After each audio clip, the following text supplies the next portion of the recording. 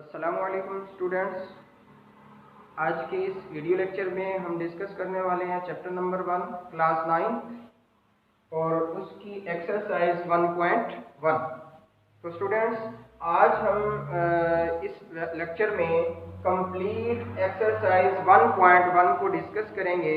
तो स्टूडेंट्स, आप मेरे साथ जुड़े रहिएगा और मैं आप लोगों को इस 1.1 का कंप्लीट सॉल्यूशन देने वाला हूं।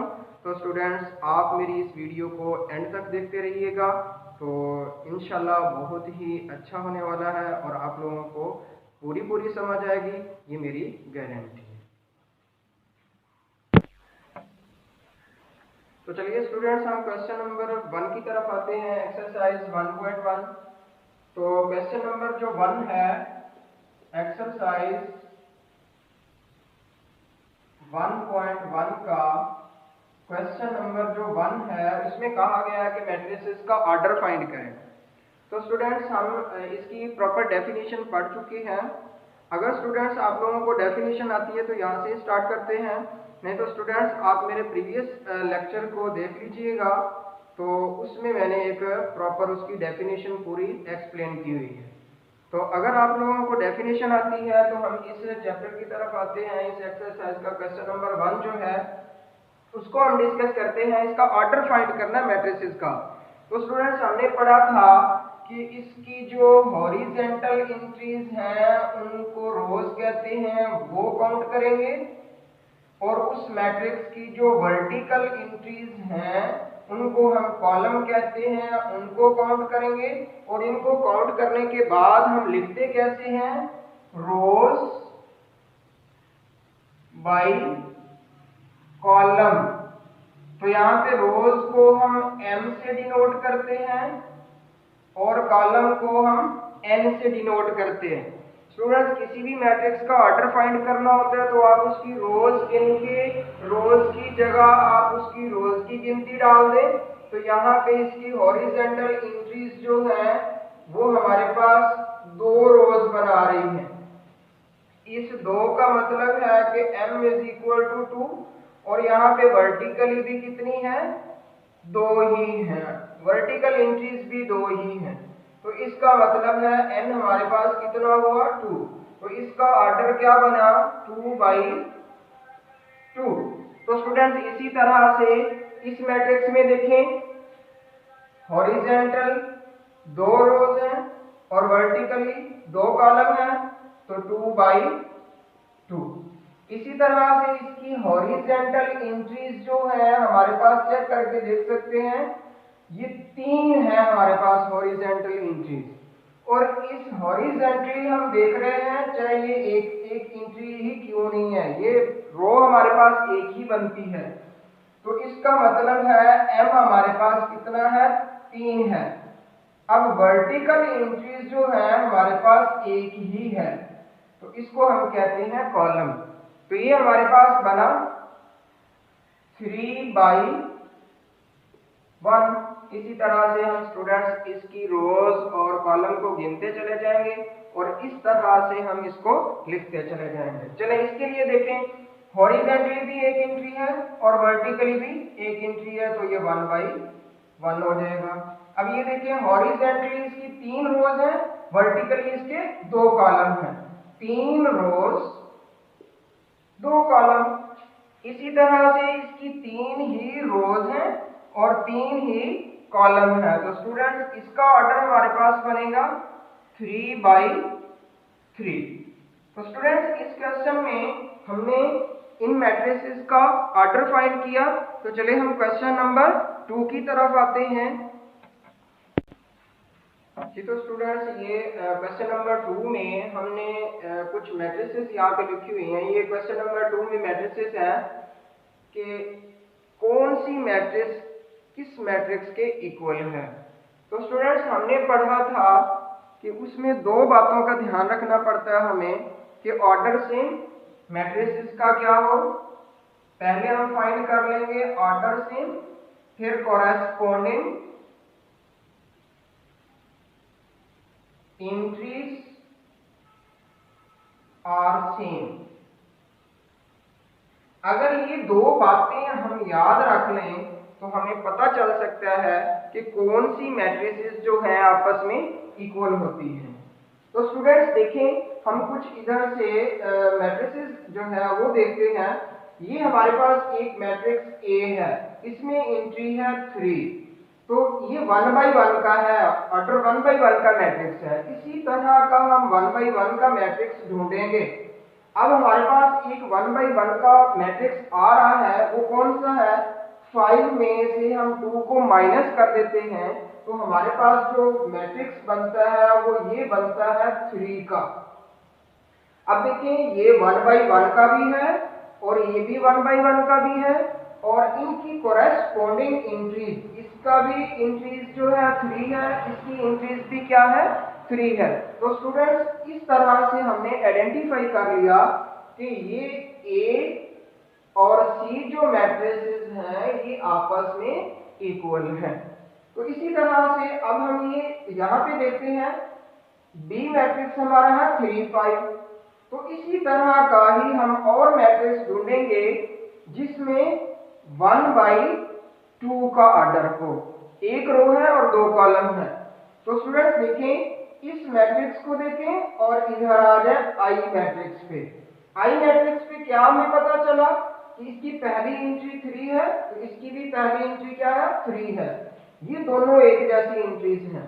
इसी तरह इसकी जो ये वाली सेकंड एंट्री आ रही है, ये इसको 3 में 2 को प्लस कर दें तो ये भी 5 बन रहा है। तो यहाँ पे भी देखिएगा, ये भी 5 बन रहा है। बाज़ औक़ात आप लोग भूल जाते हैं, इसको डी के इक्वल कह देते हैं। तो स्टूडेंट्स, कोरेस्पोंडिंग एंट्री वाली प्रॉपर्टी को भी याद रखना है। अब इसकी पहली एंट्री 3 है, तो इसकी पहली एंट्री 5 है, इसको हम इक्वल नहीं कह सकते। बस इन दो बातों का ख्याल रखते चले जाएं और आपको पता चलता जाएगा कौन सा मैट्रिक्स किस मैट्रिक्स के इक्वल है। अब हम आते हैं ये डी मैट्रिक्स पे, और डी वाला मैट्रिक्स भी देखें। और स्टूडेंट्स आप देखें, इस तरह का कोई और मैट्रिक्स आपको नजर आ रहा है या नहीं आ रहा? तो स्टूडेंट्स, इसमें डी वाला कोई भी दूसरा मैट्रिक्स ऐसा नहीं है जिसकी पहली एंट्री 5 हो और दूसरी क्या हो? 3 हो। तो और इस ऑर्डर का दूसरा मैट्रिक्स जो है ऐसा आ जाए। इस ऑर्डर वाले तो मैट्रिक्स होंगे, लेकिन कोरेस्पोंडिंग एंट्रीज की प्रॉपर्टी जो है वो होल्ड नहीं कर रही। अब हम देखते हैं ये ई वाला मैट्रिक्स है, ये भी 2/2 का, एच वाला भी 2/2 का और जे वाला भी 2/2 का। तो स्टूडेंट्स आप याद रख लें, इसकी कोरेस्पोंडिंग एंट्रीज तीनों की चेक करें। 4, इसकी भी क्या बन रही है? 4, इसकी भी क्या बन रही है? 4। इसी तरह से 0, 0 और ये 2 - 2, 0।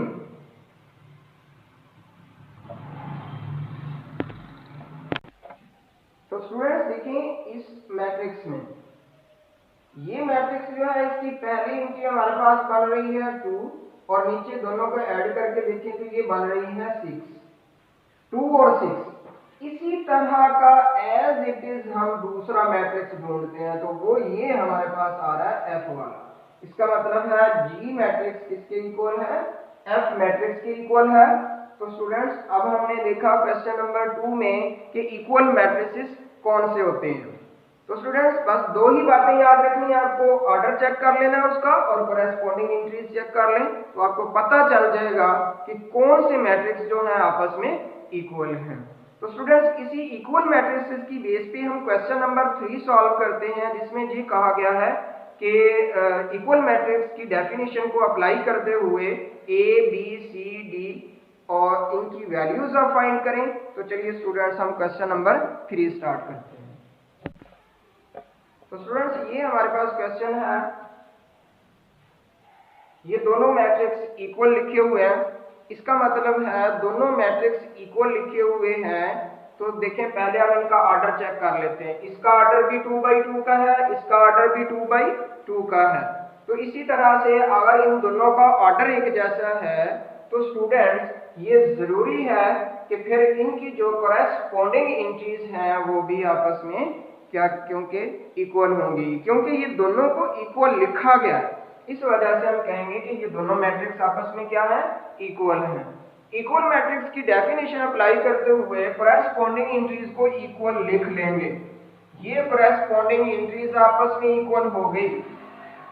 अब देखें a plus C equal to 0, उसके बाद है a plus 2b equal to -7, क्योंकि ये वाली एंट्री इस एंट्री के कोरेस्पॉन्ड है। इसी तरह से ये वाली जो है इसके इक्वल आ जाएगी और ये वाली जो है ये इसके इक्वल आ जाएगी। इसी तरह से हमने सबको इकट्ठा लिख लेना है। c माइनस 1 इक्वल टू 3 और 4d minus 6 equal to 2d, ये आपस में सारे इक्वल आ गए हैं। इसी तरह से अब हम देखते हैं कि कौन सी इक्वेशन से हमें जो है आंसर इजीली मिल सकता है। यहां से देखिएगा ये -1 है, उधर जाके क्या हो जाएगा +1 और ये कितना बन जाएगा 4 बन जाएगा।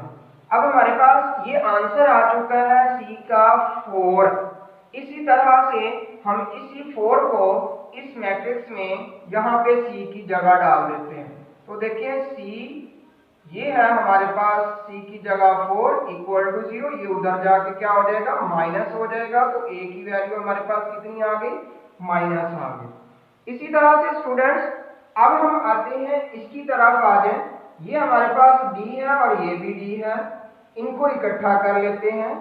4d ये प्लस का 2d है, इधर आके माइनस का 2d हो जाएगा। ये प्लस का माइनस का 6 उधर जाके क्या हो जाएगा प्लस का 6 है। अब ये जो है हमारे पास सेम है, तो कोफिशिएंट्स को सब्ट्रैक्ट और ऐड कर लेते हैं। तो ये हमारे पास बचेगा 2d इक्वल टू 6।